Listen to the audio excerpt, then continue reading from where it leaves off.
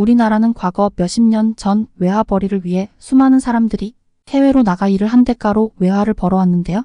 우리나라는 독일로 광부들과 간호사들을 보내 고된 일을 해서 번 돈을 한국에 남아있는 가족들에게 보내 살아가곤 했었는데요. 그때 그런 노동의 대가가 모여져 현재의 자랑스러운 대한민국이 만들어졌다고 할 수 있습니다.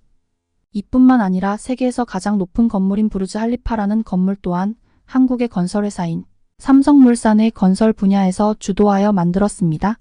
불가능에 가까운 건설이었지만 이를 해내는 바람에 엄지를 치켜 세워드는 외국인들이 많았습니다. 예전부터 한국인들의 열정은 전 세계 사람들이 알아봐줬습니다. 한국인들에게 맡기면 마음이 편해진다는 사람들도 많았다고 하는데요. 오늘의 사연은 호주에서 일어난 사연인데요. 호주에서 크게 이슈가 되었다고 하는데요. 호주에서 대형 카페를 운영하는 켈리의 사연인데요. 무슨 일이 있었던 걸까요? 지금 알아보겠습니다.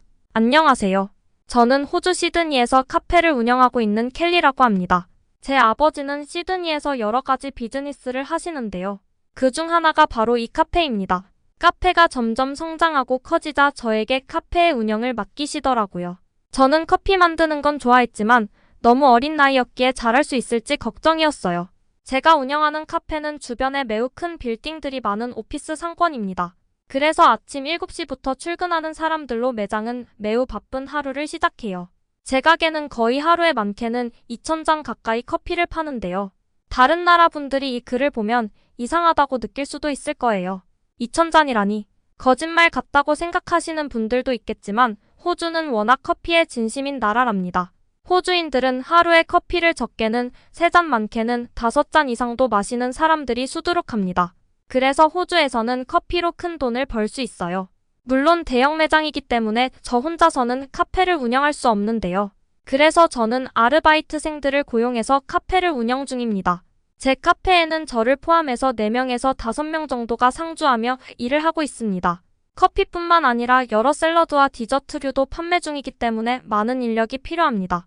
제가 아버지에게서 이 카페를 물려받은 건 3년 전쯤이었는데요. 시작할 때부터 문제가 많았답니다. 자영업을 해보신 분들은 아시겠지만 사람 구하기가 매우 힘들어요.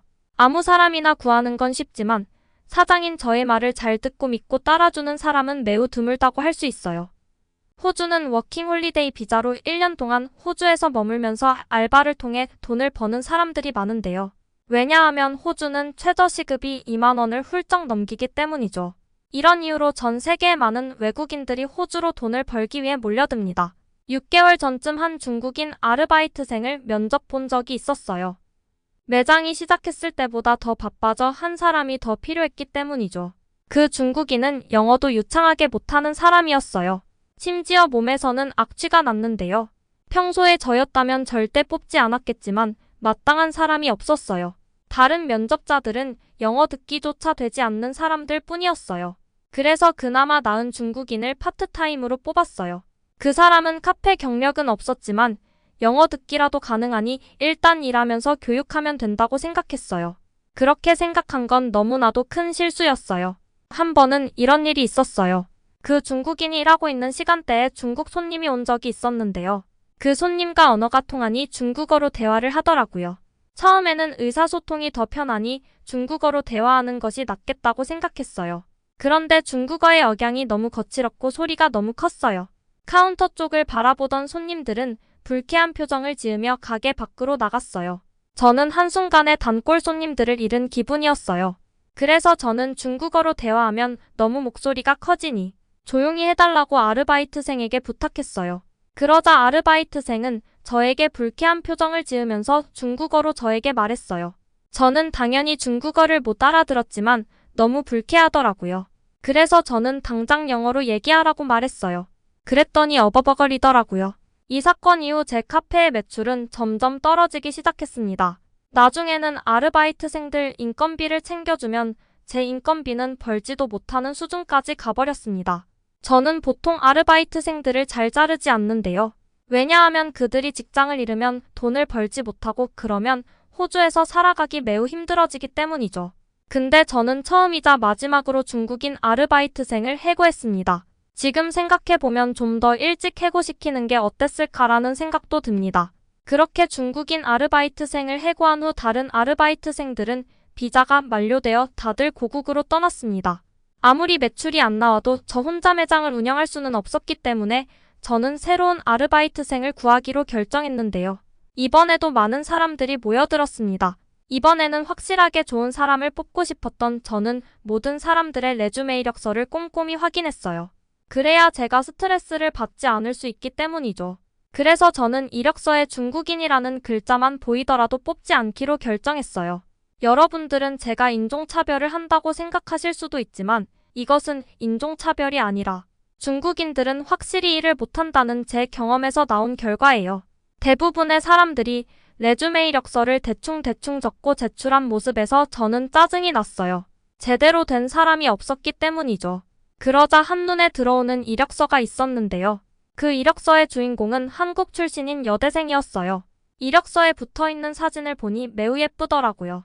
물론 영어 실력도 유창하고 한국에서 카페 경력도 2년 정도 있다는 내용을 보곤 바로 면접을 보러 오라고 문자를 했어요. 그랬더니 그 친구는 바로 답장을 주었고 다음날 오후 1시에 오기로 했어요. 다음날이 되었고 전 너무 놀랐어요. 왜냐하면 그 친구는 약속 시간보다 15분이나 일찍 와서 저를 찾더라고요. 예전에 이런 면접을 볼 때면 다른 외국인 친구들은 빨리 오면 정시에 오고 늦게 오면 10분, 20분이나 늦게 오곤 했어요. 심지어 말도 없이 안 오는 사람도 많았어요. 이런 사람들을 보다가 약속 시간보다 15분이나 일찍 오는 한국인을 보니 너무 반가웠어요. 저는 그 친구가 매우 마음에 들었고 그날 바로 트라이얼을 진행하자고 했어요. 여기서 트라이얼은 아르바이트생이 정식으로 일하기 전에 미리 일을 시켜보는 것이에요. 트라이얼을 진행해보니 그 한국인은 매우 유창한 영어로 손님들을 맞이했고 커피 또한 매우 신속하고 정확하게 만들었어요.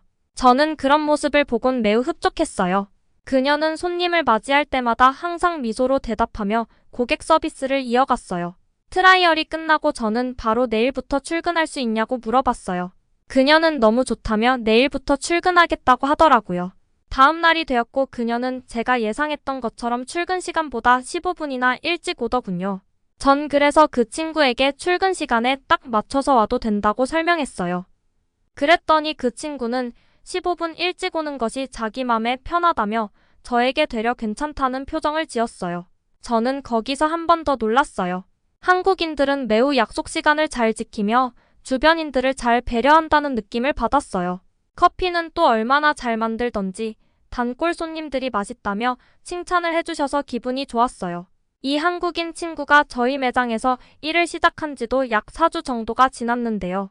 그동안 많은 변화들이 있었어요. 일단 중국인 아르바이트생 때문에 하락했던 매출은 한국인 아르바이트생이 일을 시작하면서부터 점점 증가하더니 지금은 장사가 너무 잘 돼서 아르바이트생을 추가로 더 뽑아야 하는 상황까지 와버렸어요. 예전에 매출이 떨어질 때는 스트레스도 받고 기분이 안 좋았는데 지금은 매출이 올라서 매우 기쁘고 행복한 하루하루를 보내고 있어요.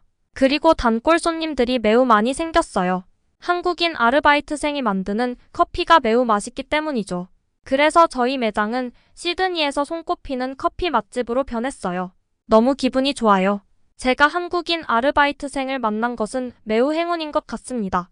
이 친구도 언젠가는 한국으로 돌아가겠지만 추후에 아르바이트생을 뽑을 일이 있다면 저는 무조건 한국인들로 뽑을 것 같아요. 영어를 조금 더 잘하는 중국인이 있더라도 한국인을 뽑을 것 같아요. 매장의 매출이 오른 것도 사실 제 역할보다는 그 한국인 친구의 역할이 매우 컸어요.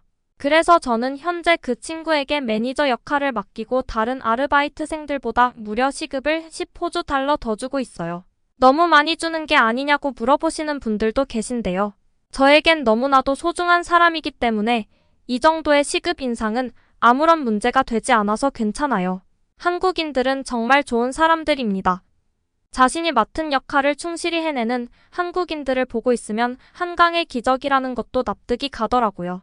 과거 전쟁으로 인해 폐허가 된 나라를 현재에 부강한 한국으로 만든 것을 보면 한국인들이 정말 대단한 것 같습니다.